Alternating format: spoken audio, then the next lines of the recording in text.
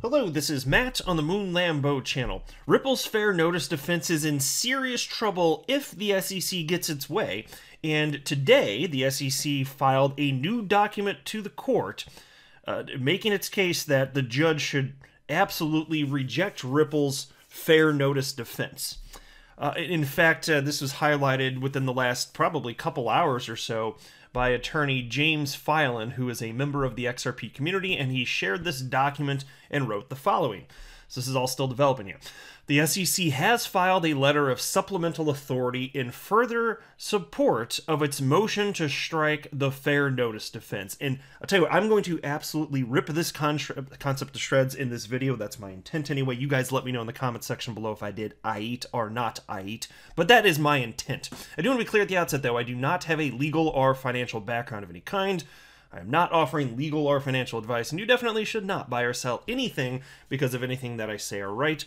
I'm just an enthusiast who enjoys making YouTube videos on crypto topics, but just as a hobby and just for fun. And so this is the document on your screen. I'm going to run through it in just a moment here, but first I just want to explain what this is and go through a fun little just hypothetical comparison. Right? So this document, effectively what it's saying is that there's a ruling in a completely unrelated case, mind you, that a fair notice defense couldn't stand. And so basically what the SEC is arguing is that because it didn't stand in one different case, that it should not stand in the SEC versus Ripple case, no matter how different the cases are. And so here's the deal. It's illogical to argue that just because the fair notice defense failed in one recent and unrelated case, that arguments made by defendants in other cases, such as Ripple, have no merit simply because the name of their defense is also fair notice defense. The truth is that the facts and circumstances of these cases are drastically different. And perhaps the only similarity between the two instances is that defendants in both cases attempted to protect themselves under a defense that has the same name, which again is fair notice defense. Perhaps that's the only similarity, just the name of it. So let me explain how ridiculous this is by illustrating the absurdity of it, because it is indeed genuinely and truly completely absurd. Like, imagine that a man kills another man by shooting him, and that there is a veritable cornucopia of evidence. Let's say that there's video evidence and written documents from the attacker showing that the act was premeditated. Let's say the killer told people he knows of his intent to murder this specific individual. Let's say all of the forensic evidence concludes the defendant is guilty without question. Hell, let's up it even further. Let's say one of the videos that captured the murder, let's say one of the videos came from the shooter himself, and that he even articulated in the video his intent to murder right before he did it. Well, this scenario would be a slam dunk case. We would all agree, right? I think we would all agree on that. Well, now imagine the defendant then claims self-defense in an attempt to justify the murder. Well, that defense would not go well for the murderer, so in this first hypothetical case, the defendant's self-defense claim fails, and he is found guilty of first-degree murder. Okay? His defense was self-defense, and it failed. Found guilty of first-degree murder in this first hypothetical case I'm throwing at you. Now imagine there is a separate and completely unrelated first-degree murder case for which there is sufficient evidence that the defendant killed an assailant in self-defense in an attempt to protect himself from injury or death. Now imagine that the prosecuting legal team in this second hypothetical case submits, as consideration for the court, the outcome of the first hypothetical case in which the self-defense claim failed. The prosecutor submits this as precedential evidence that a self-defense claim is not a valid legal argument. Now, never mind that in the first hypothetical case, there is clear evidence of murder, and in the second case, there is clear evidence of self-defense. The prosecutor notes that self-defense failed as an argument in the first case, so it must fail in the second case too, regardless of the extremely different facts and circumstances. This idea is completely absurd, but this is the same failure in logic and pattern recognition that the SEC is now displaying in their case against Ripple. I kid you not. That is effectively what is happening here right now. Again, the only similarity here that really is the name of the defense, which is fair notice. That's it. Forget the facts and circumstances, which is why this is all so offensive. So take a look at the letter here. Dear Judge Torres, Plaintiff Securities and Exchange Commission respectfully submits this notice of supplemental authority in further support of the SEC's pending motion to strike defendant Ripple Labs' fourth affirmative defense, in which Ripple asserts that it lacked fair notice that its conduct was in violation in contravention of Ripple's due process rights. On January 21st, 2022, a Southern District of Florida court issued the attached opinion granting the SEC's motion for summary judgment in SEC v. Keener. The court concluded that the defendant unlawfully failed to register as a securities dealer as required by the Securities Exchange Act of 1934. In doing so, Keener rejected the same fair notice argument Ripple asserts in this case, and that the SEC has moved to strike, holding that the defense fails as a matter of law. So this is repulsive. It's absolutely repulsive. Look at this. Most of you that are active within the XRP community have probably seen what I just flipped to here on your screen, which is a video which was uncovered by XRP community member Wheezy, and it's now been widely circulated.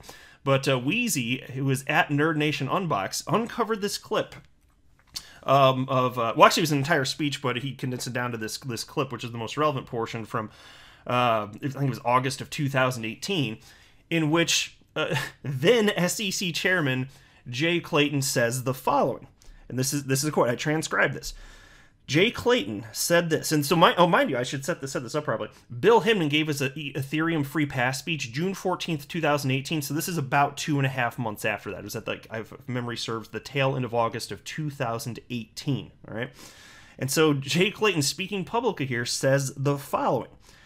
Bill Hinman recently outlined the approach we take to evaluate whether a digital asset is a security, and I encourage you to take a look at Bill's speech, which is available on our website. So two very important things there. First of all, he pointed to Bill Hinman's speech, which is on the official SEC website, as market guidance. If you want to know if you're following the rules of the road, if you want to know if your digital asset is or is not a security, you go to old Billy Boy's speech up on our official website, and that's going to give you the market guidance you need. That's what the message he was conveying right there. And he also said, and this is very important as well, he said, again, Bill Hinman recently outlined the approach we take, not that Bill takes, that we take. Who's he referencing? Well, obviously the SEC. Could not be more clear. So that's market guidance, and this is highly relevant. Because look, Bill Hinman's Ethereum free pass speech has everything to do with how centralized or decentralized a blockchain is. The officials at the SEC have pointed to this speech as market guidance. Okay, market participants, including Ripple, accepted that market guidance. Based on such guidance, and given that XRP is more decentralized than Ethereum, XRP cannot possibly be a security. The facts and circumstances to this case matter and are not the same as other cases that have previously defended their positions on the banner of what is known as a fair notice defense. It's not the same thing. You don't have these facts and circumstances in this other case, whatever the hell it's called, SEC versus Keener. There you go. SEC versus Keener. Not the same damn thing. Not even close. And so to drive the point home further, because this is all highly relevant to Ripple's fair notice defense, there was this clip, which I retweeted a little bit earlier today, shared by a guy named Jeff, at ISO_XRP on Twitter. And by the way, Jeff, if you're watching, thank you very much for tagging me along with a bunch of others in the community. I do appreciate it.